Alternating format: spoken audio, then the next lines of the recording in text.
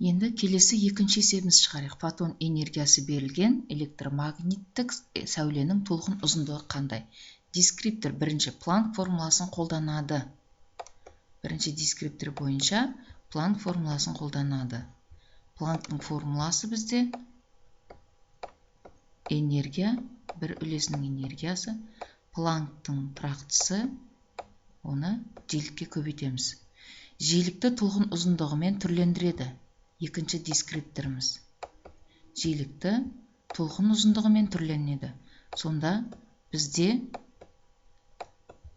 энергия тең Планк тұрақтысы көбейту С бөлінген лямбда болып жиілігіміз түрленді.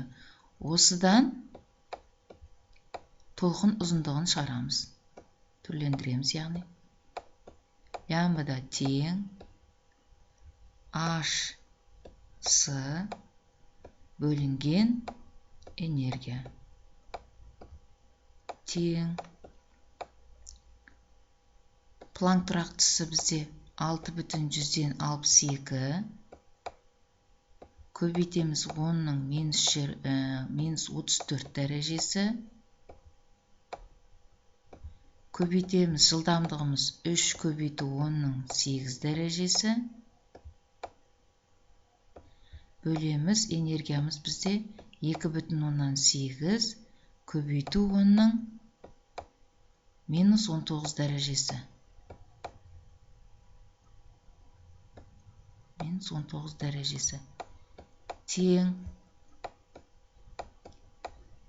6,62-ні 3-ке көбейткен кезде 19,86 көбейту 10-ның минус 34 плюс 8 минус 26 дәрежені береді.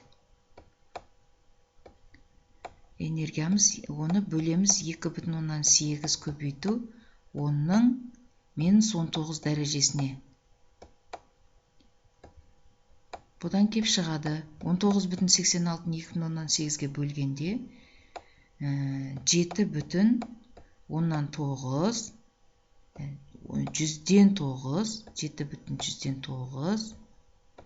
көбейту 10-ның минус 26 дәрежесімен минус 19 дәрежесі бөлінген кезде минус 7 дәреже болады. Яғни минус 26-нан бөлшектің алымына шығарсақ плюс 19, екеу алынып минус 7 дәреже.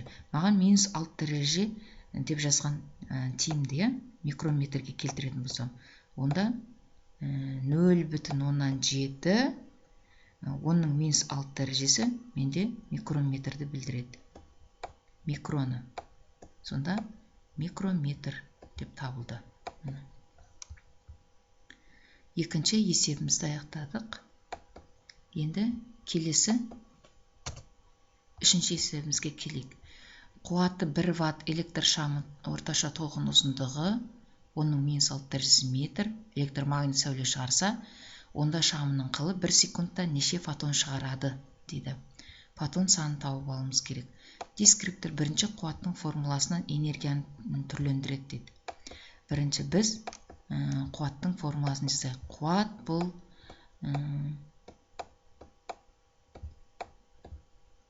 бізде бұны біз жұмыс жасау шапшаңдығы деп үйренгенбіз, қуатта. Жұмыстың уақытқа қатынасы. Бізде жұмыс деген энергияға тең деп алсақ болады. Сонда энергияның уақытқа қатынасы. Осы жерден біз енді энергияны түрлендірейік. Бірінші дескриптор бойынша. Энергия тең қуатпен уақыттың көбейтіндісіне тең болды. Енді екінші дескриптор бойынша n санына еселенген энергия формуласын қолданады.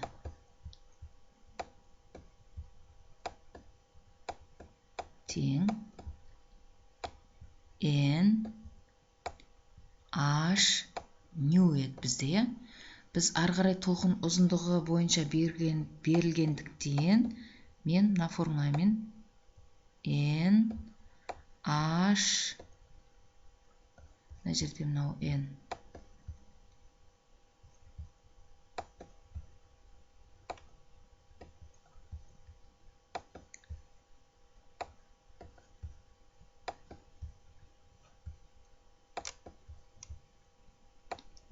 n h с бөлінген лямбда болады.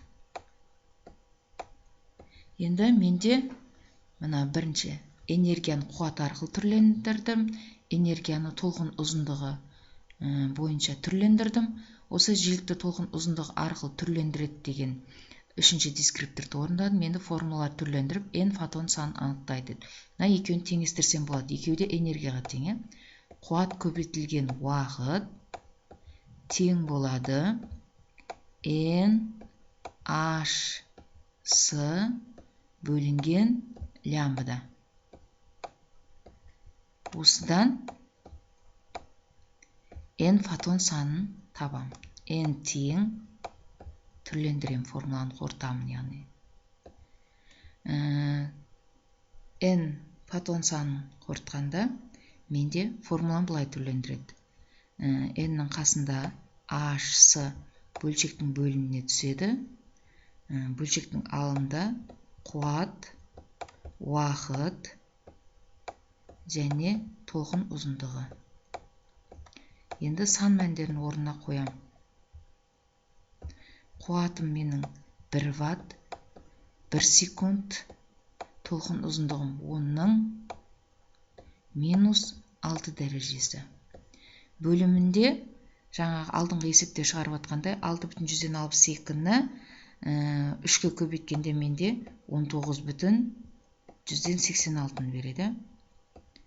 Көбейтемін 10-ның -34 дәрежесін 10-ның +8 дәрежесіне көбейткенде -26 дәрежесі болады. Енді бұдан 1-ді 19,186-ға бөлем. Сонда менде 0,5 көбейту 10-ның -6 дәрежесі. Бөлшектің бөліміндегі -26 дәрежені алымына өткізсем, +26 дәреже болады. Бұдан кеп шығады 0,105-ті мен 5 көбейту 10-ның -2 дәрежесі деп алсам. Көбейту 10-ның 26 дәрежесінен 6 дәрежені алғанда менде қанша дәреже болады? 20 дәреже болады. Тең 5 көбейту 10-ның 18 дәрежесі. Осынша фотон болады сонда. 5 көбейту 10-ның 18 дәрежесі фотон шығарады екен.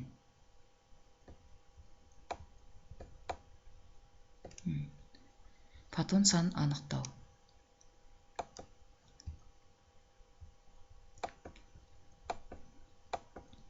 Енді келесі бүгінгі тақырып бойынша үйге тапсырма.